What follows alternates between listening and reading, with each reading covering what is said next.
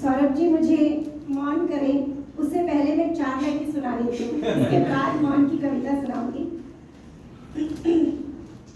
तो अभी किसी से बात हो रही थी कि इतने बादल फट रहे उत्तराखंड में, आपने सुनते था तो कोई कह रहा था कि इतना पानी क्यों बह रहा है इस बार। तब ये कविता मतलब 4 लाइनें लिखी गई।